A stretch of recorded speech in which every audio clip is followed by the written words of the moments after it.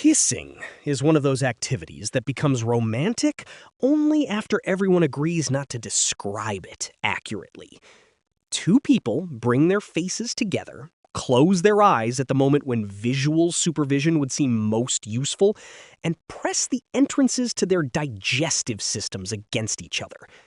Teeth are nearby, saliva changes ownership, millions of microorganisms receive unexpected travel opportunities. Yet candles appear, music softens, and humanity decides this is love. The truly strange part isn't that people kiss. Humans do many things that would concern an impartial observer. The strange part is that kissing feels obvious, as though mouths were designed with a small label reading, "Place another mouth here." They weren't. So who tried it first? Why did the other person remain in position? And how did a medically suspicious encounter become one of the world's most recognizable signs of affection? There is no preserved record of the first kiss. No cave wall shows two figures leaning together while a third figure records the breakthrough. The behavior is probably far older than writing, which means the original participants escaped both credit and questioning. What we do have is evidence that people in ancient Mesopotamia were already treating kissing as a familiar part of intimacy, about 4,500 years ago. Cuneiform texts describe kisses in romantic and sexual settings, but also within families and friendships. The tablets don't introduce kissing as a foreign invention. They mention it as something readers were expected to understand, rather like doors, bread, or regrettable relatives. This matters because an older story once suggested that romantic kissing began in South Asia and later spread westward. Ancient Indian texts certainly contain important early descriptions of kissing, and later Sanskrit literature became impressively specific about the subject. But Mesopotamian evidence shows that kissing was already present farther west at roughly the same broad period. It probably wasn't invented once, patented by one unusually persuasive couple, and distributed along trade routes with copper and administrative paperwork. That still leaves the larger mystery. Written evidence tells us when kissing had become ordinary enough to mention. It doesn't tell us why mouths became involved in the first place. For that, researchers have proposed several explanations, and none has been elected supreme ruler of the lips. One possibility begins with food.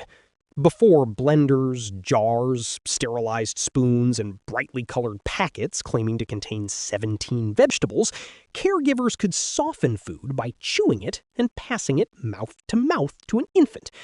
This practice, called pre-mastication, has existed in many human societies and has parallels in other animals.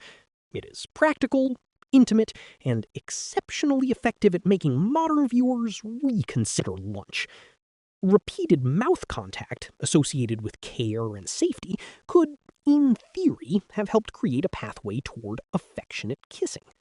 But this explanation has a problem. Feeding explains why one mouth might approach another while carrying useful material. Romantic kissing usually arrives with no nutritional payload whatsoever.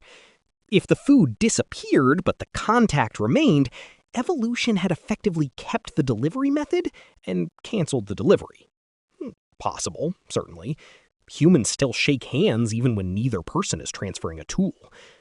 Another possibility is grooming.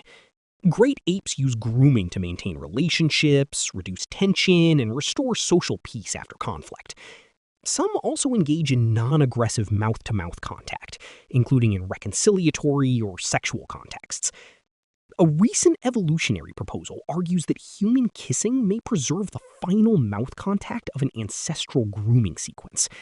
Under this idea, our distant relatives picked debris and parasites from one another, finished near the face, and concluded with brief lip contact. Romance may therefore contain the ceremonial remains of pest control. This is a hypothesis, not a witnessed event. Nobody observed an ancient ape complete a grooming session and accidentally establish dating. Still, it fits a broader fact. Touch is social technology. Primates use it to calm, reassure, negotiate, and repair relationships. Humans expanded the system until a minor disagreement could be resolved by saying nothing and carefully placing the mouth. Then there is mate assessment. A kiss brings another person close enough for smell, taste, breath, skin, and behavior to become difficult to edit. From an evolutionary perspective, that might provide information about health, compatibility, or willingness.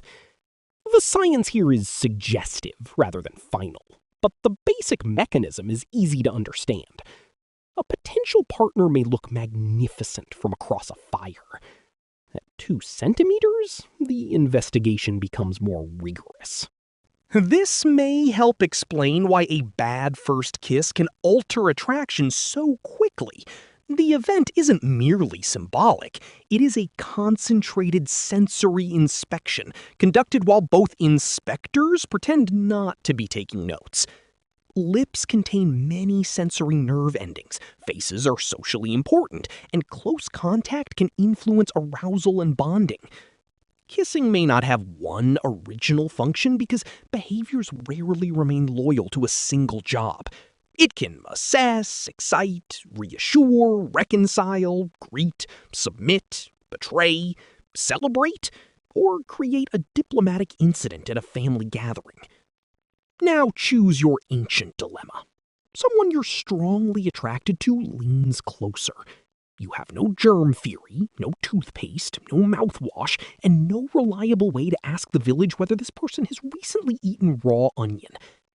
Do you lean in, step back, or nominate a braver cousin to test the procedure? Put your choice in the comments, because whatever you decide, the other person is still approaching. The biological risk was real, even without anyone understanding it. Kissing can transmit pathogens through saliva or close respiratory contact. Modern researchers studying intimate kisses have also found that partners exchange enormous numbers of bacteria, and couples who kiss frequently tend to develop more similar salivary microbial communities. This doesn't mean every kiss is a microscopic catastrophe. Most ordinary microbial exchange is not dramatic. It does mean romance includes a small merger between 2 mouth ecosystems, completed without lawyers. And here, the story changes direction. If kissing were a simple human instinct, we might expect every culture to use romantic mouth-to-mouth kissing. They don't. A widely cited cross-cultural study examined 168 societies and found evidence of romantic sexual kissing in only 46% of them. The exact percentage depends on definitions and available ethnographic records, but the central point remains. Romantic kissing is not a human universal. Some societies historically found mouth kissing unpleasant, unnecessary, or simply irrelevant to courtship. Affection and sexuality existed perfectly well without it, because humans possess more than one body part, and eventually notice this. Romantic kissing appeared more often in socially complex societies in that study, although correlation doesn't provide a single cause. Climate, clothing, hygiene, social rules, privacy, and learned expectations may all shape whether kissing feels desirable or bizarre. This creates an excellent reversal. Kissing may have very ancient biological roots, perhaps extending into primate ancestry, while still depending heavily on culture. Those ideas aren't mutually exclusive. Humans inherit capacities, not mandatory choreography. We can be biologically equipped to find close facial contact meaningful, then let society decide whether that contact means passion, family affection, greeting, respect, reconciliation, or an immediate request to leave. The same gesture has accumulated an absurd number of jobs. A kiss can seal a marriage, greet a friend, honor a religious object, show loyalty, perform submission, or announce romance in a crowded railway station. Location matters, duration matters, the exact patch of face matters. In one setting, touching cheeks is ordinary politeness. Move several centimeters toward the mouth, and the entire legal department becomes interested. Ancient written sources already reflect this flexibility. Mesopotamian texts could treat kisses as intimate, familial, or socially meaningful, while also showing that context controlled whether a kiss was permitted. Later societies built elaborate rules around who could kiss whom, where, and with what consequences. Once humans discover a gesture, they rarely leave it uncomplicated. They add rank, ritual, morality, poetry, scandal, and eventually a camera angle. Disease also became part of the history. Ancient Mesopotamian medical texts describe an illness that may resemble herpes simplex, although connecting ancient descriptions to modern diagnoses must be done cautiously. Researchers have argued that widespread kissing could have helped certain pathogens circulate, but kissing wasn't necessarily a sudden trigger that created epidemics everywhere. It was one possible route within already mobile, crowded human communities. Civilization had brought people together for trade, worship, government, and organized microbial networking. So, did kissing begin as feeding, grooming, mate testing, bonding, sexual stimulation, or cultural invention? The most honest answer is probably an untidy combination. Mouth contact may have emerged from older primate social behaviors. Caregiving could have reinforced its association with safety. Sexual selection may have made close sensory assessment useful. Culture then assigned meanings, restrictions, and expectations. There was no single committee meeting where early humans approved the kiss by majority vote. The latest comparative work pushes the possible origin even farther back. By comparing kissing-like behavior across living primates and modeling their evolutionary relationships, researchers have estimated that non-aggressive mouth-to-mouth contact may have existed in the common ancestors of great apes many millions of years before modern humans. Such models cannot produce a photograph of the occasion, and the definition deliberately excludes aggression in food transfer. They do, however, make the first human kiss look less like a sudden invention and more like an inherited behavior that our species elaborated beyond necessity. Neanderthals may have participated as well. Humans and Neanderthals interbred, and evidence of shared oral microbes has been interpreted as consistent with saliva exchange, though saliva can travel through more than one behavior. We cannot responsibly reconstruct a specific prehistoric couple. We can say that close contact between these populations was not merely theoretical. Apparently, even separate branches of humanity found ways to make relationships complicated. By the time literature, religion, theater, and later cinema took control, the kiss had become narrative machinery. It could end a courtship, begin a betrayal, revive a fairy tale victim, expose forbidden desire, or reassure an audience that two attractive people had completed the required emotional paperwork. Film magnified it into a public spectacle. A private exchange of breath became a giant close-up watched by strangers eating snacks. That cultural training matters. People learn what a kiss is supposed to mean long before many experience one. Stories teach where hands go, when eyes close, how long the moment lasts, and which musical instruments should become involved.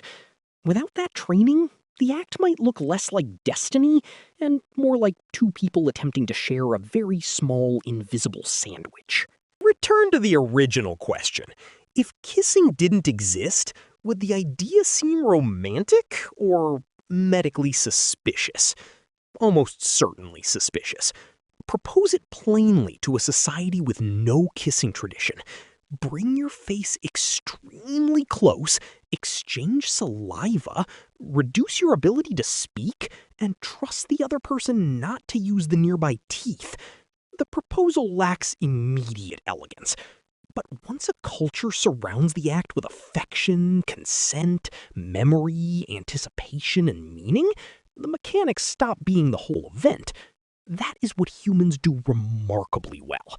We take a behavior inherited from uncertain origins, attach emotion to it, regulate it, dramatize it, forbid it, commercialize it, and become offended when fictional characters wait too long to perform it.